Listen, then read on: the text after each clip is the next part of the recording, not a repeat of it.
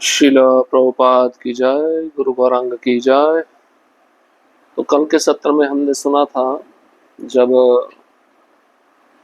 देवराज इंद्र के मुख से नारद मुनि ब्रह्मा जी की प्रशंसा सुनते हैं कि वे किस प्रकार कृष्ण के कृपा के पात्र हैं, तो नारद मुनि तुरंत ब्रह्मा जी के पास में जाते हैं। और ब्रह्मा जी के मुख से जब नारद मुनि सुनते हैं कि शिव जी असली कृष्ण के कृपा के पात्र हैं, तो ब्रह्मा जी स्वयं के विषय में कहते हैं, मैं तो असुरों को वरदान देता हूँ भगवान के कहने के बावजूद भी, और भगवान की लीला में मैंने विघ्न उत्पन्न किया, मैंने उनके ग्वाल बाल बछड़ों को चुरा लिया।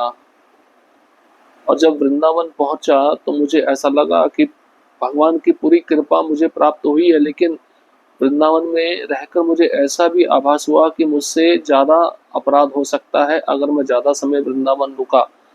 तो तुरंत इस विचार को मन में लेकर ब्रह्मा जी वृंदावन को छोड़ दिए। तो ब्रह्मा जी कहते हैं, मैं कैसे कृपा का पात्र हो सकता हूँ। और मैंने रावण को भी वरदान दिया, अन्य असुरों को भी वरदान दिया, तो इस प्रकार से मैं कृष्ण की कृपा का पात्र नहीं हूँ। कृष्ण की कृपा के पात्र तो भगवान शिव हैं, जो कृष्ण की लीलाओं को गाने के लिए मदमस्त रहते हैं और कैलाश धाम में रहते हैं, जहां पर तुम भी जा सकते हो, उनकी कृपा प्राप्त कर सकते हो। तो ये सुनकर नारद मुनि अब कैलाश पर्वत की ओर चल पड़े हैं शिव जी की कृपा को प्राप्त करने के लिए। तीसरा अध्याय प्रपंचातीत भौतिक जगत से परे। महाराज परीक्षित ने कहा, उसके बाद देवऋषि नारद जो सदा भगवान के भक्तों की महिमा का दर्शन करने के लिए व्याकुल रहते हैं, कैलाश की ओर अग्रसर हुए। वहां उनका नेत्रोत्सव करने वाला दृश्य प्रकट हुआ। भगवान शिव, जिनका हृदय संपूर्णतः श्री कृष्ण प्रेम में निमग्न था, श्री संकर्षण की आराधना करते हुए गान और नर्तन में तल्लीन थे। उनकी जटाओं की लटें नर्तन की गति से झूम रही थी, नेत्रों से प्रेमाश्रु बह रहे थे और उनके अधरों से महिमा गान शंख ध्वनि सा गूंज रहा था। उनके चारों ओर नंदीश्वर प्रधान गण संगीत और वाद्य की मधुर लहरियों में मग्न होकर गदगद स्वर में जय जय पुकार रहे थे। समीप ही सती स्वरूपा पतिव्रता देवी उमा करतालों को इतनी कुशलता से बजा रही थी कि उनकी झंकार मानो कीर्तन की माला में सुनहरे मोती पिरो रही हो। इस अनुपम दृश्य को देखकर नारद जी का हृदय आनंद से भर उठा। उन्होंने अपनी वीणा के तार छेड़े, जिससे अमृत स्वर लहरियां उठी, और आदर पूर्वक झुककर प्रणाम किया। बारंबार वे गाने लगे, आप श्री कृष्ण की असीम कृपा के महान पात्र हैं। वे अपने पिता ब्रह्मा के वचनों को मधुर राग में दोहराते हुए शिव के चरणों पर स्तुति की पुष्पमाला अर्पित करने लगे। अब महाराज परीक्षित अपनी माता उत्तरा को कहते हैं, देवऋषि नारद जो भक्तों की महिमा का दर्शन करने के लिए सदैव व्याकुल रहते हैं, कैलाश की ओर चल पड़े। जहां पर नारद मुनि पहुंचते हैं तो वहां पर नेत्रोत्सव करने वाला दृश्य उनके समक्ष प्रकट होता है। भगवान शिव, जिनका हृदय पूरी तरह भगवान कृष्ण के प्रेम में निमग्न रहता है, जो शिव स्वयं श्री कृष्ण जो उनके अंश स्वरूप संकर्षण है, उनकी आराधना करते हैं। भगवान शिव जो गान और नर्तन में तल्लीन रहते हैं। भगवान शिव की जटाओं की लटें नर्तन की गति से झूम रही होती है। भगवान शिव के नेत्रों से प्रेमाश्रु बह रहे होते हैं। उनके अधरों से भगवान कृष्ण की महिमा गान शंख ध्वनि सा गूंज रहा होता है। भगवान शिव के चारों ओर नंदीश्वर प्रधान गण संगीत और वाद्य की मधुर लहरियों में मग्न होकर गदगद स्वर में जय जय पुकार रहे होते हैं। और उनकी पत्नी उमा पार्वती, जो पतिव्रता है, करतालों को इतनी कुशलता से बजाती है कि उन करतालों की झंकार मानो कीर्तन की माला में सुनहरे मोती पिरो रही हो। नारद जी जब इस अनुपम दृश्य को देखते हैं, उनका हृदय आनंद से भर जाता है। वह भी अपनी वीणा के तार छेड़ देते हैं, जिससे अमृत स्वर लहरियां उठने लगती हैं, और नारद मुनि झुककर भगवान शिव को प्रणाम करते हैं। और गाने लगते हैं, आप श्री कृष्ण की असीम कृपा के महान पात्र हैं। अपने पिता ब्रह्मा के वचनों को मधुर राग में दोहराते हुए शिव के चरणों पर नारद जी स्तुति की पुष्पमाला अर्पित करते हैं। तत्पश्चात उस चरण धूलि को पाने की तीव्र उत्कंठा से प्रेरित होकर नारद समीप आए, परंतु शिवजी जो श्री कृष्ण प्रेम की उमड़ती धारा में मतवाले हो रहे थे, सहसा उठे, नारद को अपने आलिंगन में भर लिया और प्रेम पूर्वक बोले, हे ब्रह्मपुत्र, ये तुम क्या कर रहे हो? भक्त श्रेष्ठ नारद के साथ वार्तालाप करते हुए पार्वती जीवनेश्वर शिव और भी अधिक आनंद सागर में डूब गए। फिर उन्होंने अपना नृत्य विराम दिया, कुछ अंतरंग गणों के साथ एक और हुए और कुशासन पर विरासन में विराजमान हो गए। उनका मुखमंडल भक्ति दीप्ति से चमक रहा था। नारद ने श्रद्धा से दंडवत कर अनेक स्तुतियां की, जिनमें शिव को जगतपति कहकर महिमा मंडित किया और फिर श्री कृष्ण की उन पर हुई महान कृपा का गान किया। यह सुनकर शिव, जो विष्णु भक्ति के आचार्य और वैष्णवों में शिरोमणि है, अकस्मात अपने कान ढककर कुछ क्रोध मिश्रित स्वर में बोले, बस, न मैं कभी इस जगत का स्वामित्व धारण किया है, न मैं श्री कृष्ण कृपा का स्वामी हूं। मैं तो सदैव उनके दासानुदास की कृपा का आकांक्षी हूं। अब नारद जी शिवजी की चरण धूलि को पाने के लिए बहुत उत्कंठित थे। जैसे शिवजी के पास आए, शिवजी ने मतवाला होकर नारद मुनि को आलिंगन में भर लिया अपने आसन से उठकर, और प्रेम पूर्वक शिवजी नारद जी को बोलते हैं, ये तुम क्या कर रहे हो ब्रह्मा जी के पुत्र, हे ब्रह्मपुत्र। अब भक्तों में श्रेष्ठ नारद जी के साथ बातचीत करते हुए पार्वती शिव दोनों अधिक आनंद सागर में डूब गए। अब शिवजी ने अपना नृत्य विराम दिया, कुछ अंतरंग गणों को साथ लिया, एक और हो गए और कुशासन पर विरासन में विराजमान हो गए। शिवजी का मुखमंडल भक्ति दीप्ति से चमक रहा था। नारद जी ने श्रद्धा से दंडवत कर शिवजी के चरणों में अनेक स्तुतियां की, शिवजी को जगतपति कहकर महिमा मंडित किया और फिर उनको कहा कि श्री कृष्ण की असली कृपा तो आप पर हुई है। और जैसे शिवजी इस बात को सुने तो अकस्मात शिवजी ने अपने उंगलियों से कानों को ढक लिया और कुछ क्रोध मिश्रित स्वर में बोले, बस, न मैंने कभी इस जगत का स्वामित्व धारण किया है और न मैं श्री कृष्ण कृपा का स्वामी हूं। मैं तो सदैव उनके दासानुदास की कृपा का आकांक्षी हूं। राजा परीक्षित ने कहा, इससे विस्मित होकर नारद ने शिव को श्री कृष्ण के तुल्य मानकर स्तुति करना तत्काल रोक दिया। अपने को अपराधी मानते हुए वह धीरे से बोले, हे प्रभु, वस्तुतः आप ही उस गूढ़ रहस्य के ज्ञाता और प्रचारक हैं, श्री विष्णु और उनके भक्तों की महिमा का।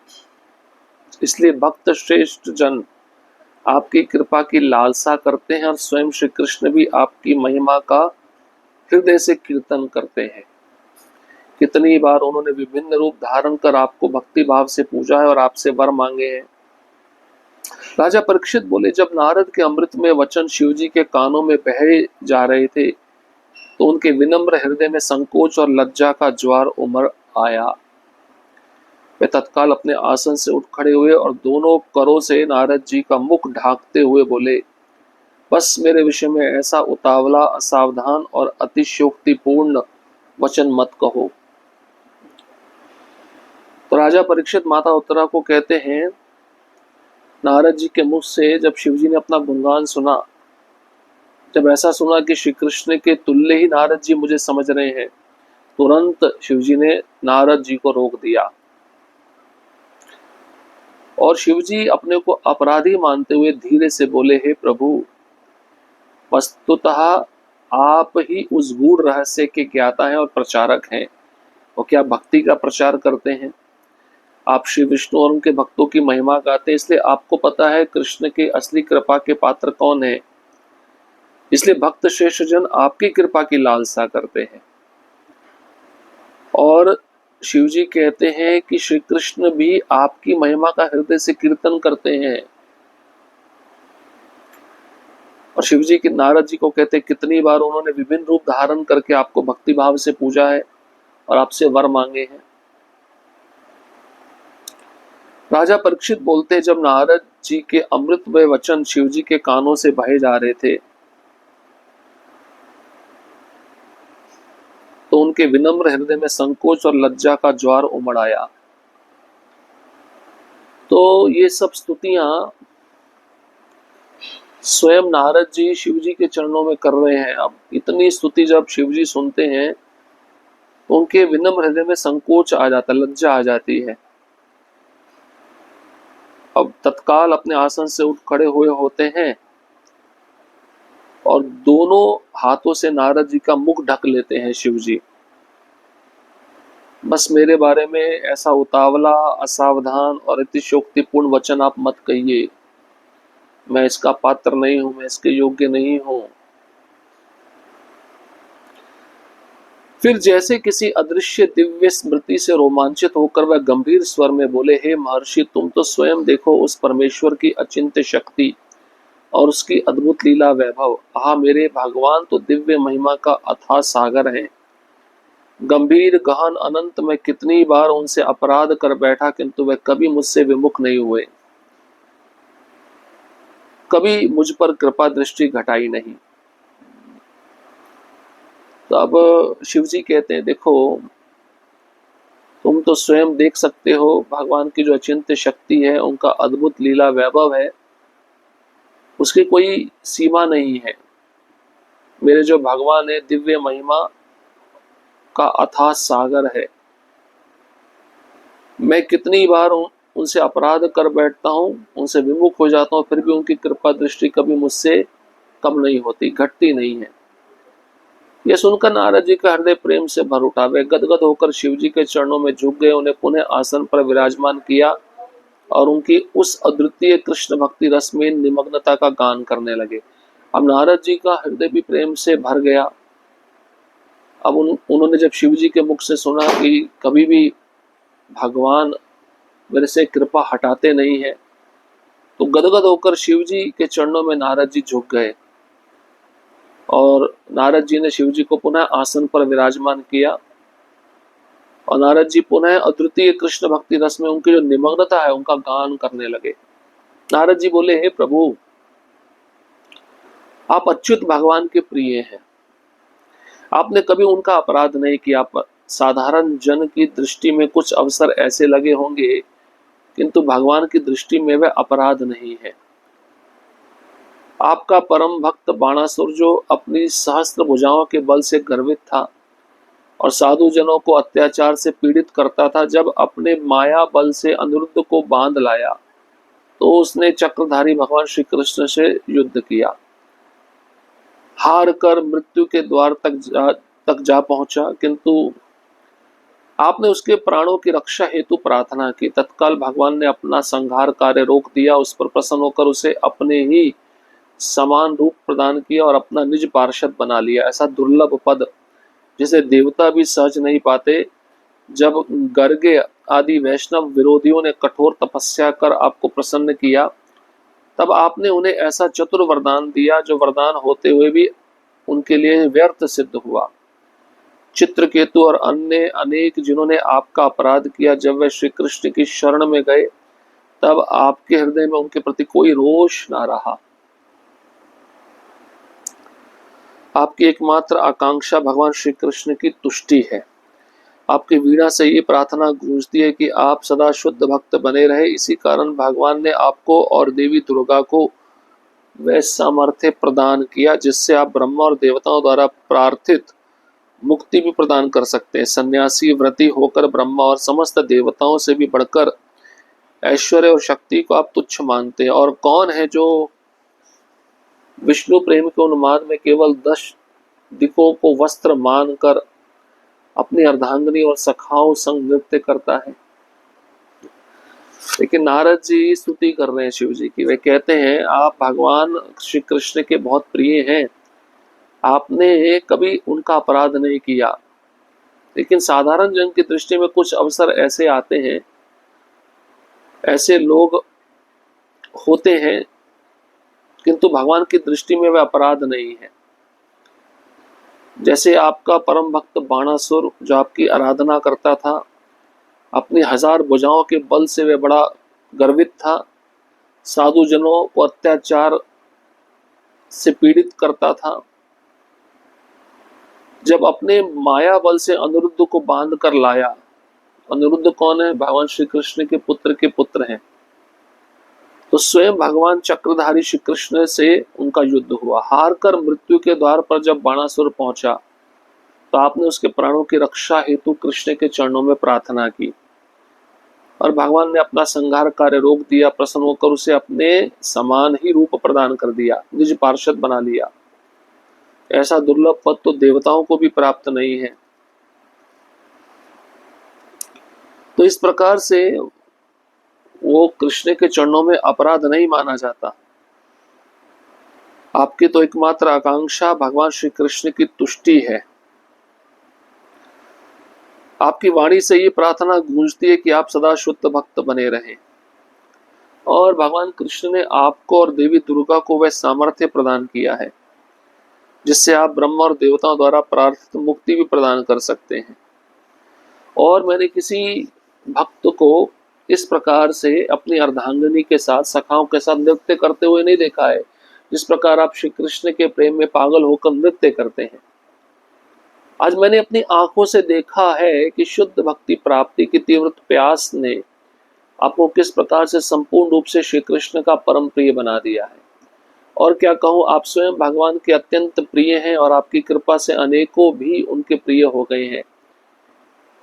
देवी पार्वती की कृपा से भी अनेकों भगवान के प्रिय बने हैं, क्योंकि वे आप दोनों शिव और कृष्ण के तत्वों को पूर्णतः जानती है। भगवान श्री कृष्ण तो उन्हें अपनी बहन के समान स्नेह करते हैं, और इसी कारण यद्यपि आप अत्यंत विरक्त और आध्यात्मिक सिद्धि में उच्च हैं, फिर भी उनके प्रति आपका आदर अपार है।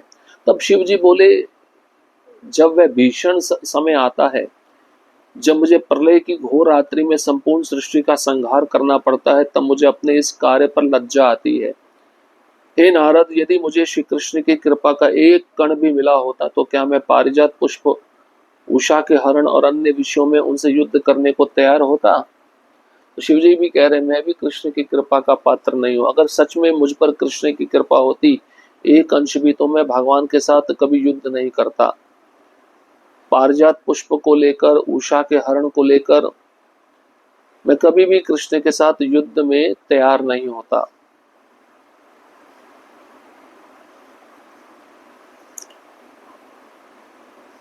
तब शिव जी के ओष्ठों पर एक मृदु मुस्कान आई, मानो वे अपने ही अंतर में किसी गहन रहस्य को टटोल रहे हो। उन्होंने नारद की ओर देखकर कहा, हे नारद, क्या कभी यह संभव है कि स्वामी अपने ही सेवक की पूजा करे? क्या भगवान स्वयं मुझसे ये कह सकते हैं, शंकर तू अपनी मन घड़ंती कोई दार्शनिक मत रच जिससे सब लोग मुझसे विमुख हो जाए? नहीं, ऐसा तो स्वप्न में भी नहीं हो सकता। तुम हमें, मुझे और भवानी को मोक्षदाता कहकर प्रसन्नता से गुणगान करते हो, परंतु वे भयंकर सी मोक्ष भी जिसे हम देते हैं, वैष्णव हृदयों के कानों में पीड़ा सी पहुंचा देती है। हे श्री कृष्ण प्रियतम नारद, ये मत सोचो कि मैं भगवान की विशेष कृपा का पात्र हूँ। सच्चे अर्थों में तो वैकुंठ निवासी ही उनके परम विशेष अनुग्रह के अधिकारी हैं। वे वैकुंठवासी समस्त भौतिक पदार्थों को मानो तिनके के समान तुच्छ मानकर अपनी समस्त प्रीति और भक्ति से केवल अपने प्रीतम श्री कृष्ण का आराधन करते हैं। यदि उनके सम्मुख समस्त भौतिक ऐश्वर्य और योग सिद्धियां आकर खड़ी हो जाएं, तो वह उन्हें नेत्र के कोने से भी नहीं देखते। अहंकार रहित वह भक्त उस परम धाम वैकुंठ में जाते हैं, जहाँ तीनों गुणों की लिप्सा नहीं, भय का नाम नहीं, और जहाँ सब कुछ शाश्वत दिव्य ज्ञान और आनंद से परिपूर्ण है। उनका स्वरूप तो पहले से ही ज्ञान, आनंद और अमरत्व से पूर्ण है। इसलिए वे भगवान की भक्ति इसलिए नहीं करते कि उन्हें वैसा अमरत्व, वैसा ज्ञान, वैसा सुख या वैसा ऐश्वर्य मिल जाए जैसा स्वयं भगवान का है। वे तो भगवान की भक्ति में, सेवा में ही परम संतोष पाते हैं। भक्तों की रक्षा करना और भक्ति का प्रचार करना ही उनका जीवन धर्म है। वे जहाँ चाहे जैसे चाहे विचरते हैं, और तो और वैकुंठ में पक्षियों, वृक्षों और अनेकों रूपों में भी अपने आराध्य भगवान की निरंतर सेवा करते हैं, मानो माया मुक्ति में लीन आत्माओं का मौन सा उपहास कर रहे हो कि देखो सच्चा आनंद तो प्रभु सेवा में है, ना कि निराकार लय में। अब शिव जी भी कह रहे हैं, मैं भी कृपा का पात्र नहीं हूँ। असली कृपा के पात्र तो वैकुंठवासी हैं, वैकुंठ में रहने वाले भक्त हैं, जो भौतिक भोग को, भौतिक ऐश्वर्य को, योग सिद्धियों को नेत्र के कोने से भी नहीं देखते, तिनके के समान उनको तुच्छ समझते हैं। उनके अंदर अहंकार नहीं होता। ऐसे भक्त परम धाम वैकुंठ में जाते हैं, जिस वैकुंठ में तीन गुण नहीं है, भय का नाम नहीं है, जहाँ सब कुछ शाश्वत है, दिव्य ज्ञान और आनंद से परिपूर्ण है। वह भक्त तो केवल भगवान की सेवा में तल्लीन रहते हैं। वैकुंठ में पक्षियां, वृक्ष, अनेक रूपों में भक्त रहते हैं, अपने आराध्य भगवान हरि की निरंतर सेवा करते हैं। तो इस प्रकार से मैं भी श्रेष्ठ भक्त नहीं हूँ, श्रेष्ठ भक्त तो वैकुंठ वासी हैं। अब शिव जी किसका नाम लेंगे वैकुंठ वासियों में नारद जी के सम्मुख, उसको हम अगले सत्र में श्रवण करेंगे। हरे कृष्ण कृष्ण कृष्ण हरे हरे, हरे राम राम राम हरे हरे। श्रील प्रभुपाद की जय, गुरु गौरांग की जय।